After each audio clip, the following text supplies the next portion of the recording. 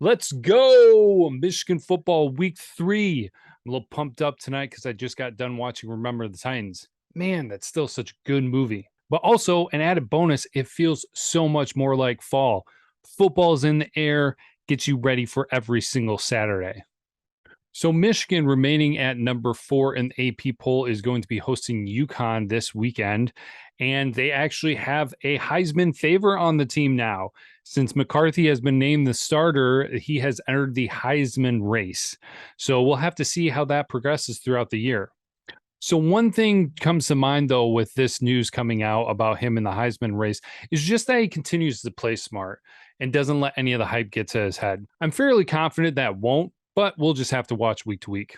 So Michigan will be facing off against the University of Connecticut Huskies. They find themselves at 2-1 currently and have beaten Central Connecticut and have losses on the road to Utah State and at home versus Syracuse. To be honest, Uconn could be the first team to score points on Michigan in the first half. Now, by no means is Uconn any sort of juggernaut, but they have been able to create some explosive plays on offense. So, depending on how it goes, they might be able to put up points on Michigan in the first or second quarter. Uconn certainly has been more successful with their running game, and that comes on the shoulders of their sophomore running back, Nathan Carter. Carter already has 384 rushing yards on the season and has recorded 1 touchdown. Their freshman quarterback, Zion Turner, enters Saturday's game with 4 touchdowns and 3 interceptions. He is able to run, so that is something that the Michigan defense is going to have to keep an eye on during the game. Honestly, when you look at this team, all their weapons are relatively young. All of them are either freshmen or sophomores, so not a lot of game experience. Their leading receiver is also a sophomore, who's also named Turner. What is it? What? And he has 161 yards so far with 1 touchdown for the season. So for Michigan, this will be game 2 with their starting quarterback of J.J. McCarthy. Honestly, I anticipate that we're going to see a lot of the same things that we did last week. I believe the staff is actually going to want McCarthy to throw almost as much as possible to get him more comfortable and more experience, because he does bring so much to the passing game that wasn't available with McNamara. I think that would just be really beneficial for both JJ McCarthy and the receivers to work more with game time experience so that they can grow better as a unit and as a team for the future games down the road. So I wouldn't be surprised if we do see them pass him more often than we have seen them in the past.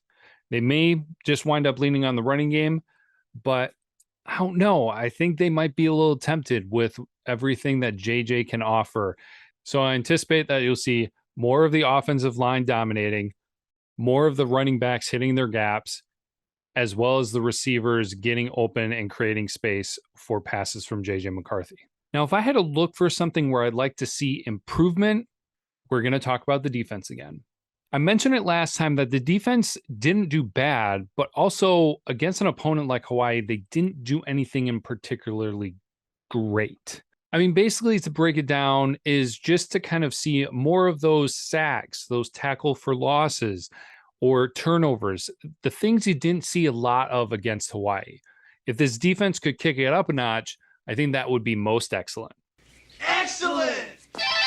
So as always, before getting into final thoughts and predictions, gotta do the game lock of the week. Well, this has been probably the worst start for me in any season. Here we are entering week 3. And so I think I'm actually going to just lean into the skid and work for it to benefit me.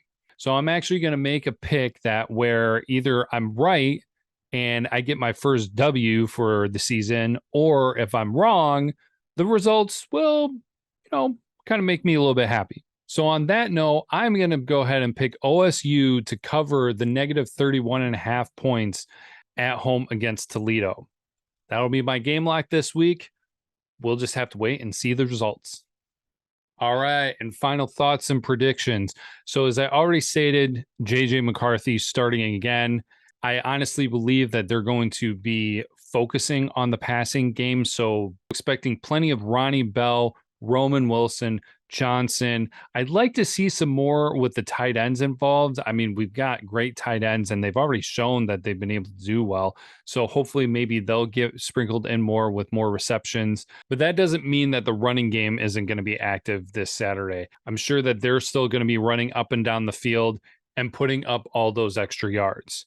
And as for the defense, I do still expect that they're going to dominate like they have been.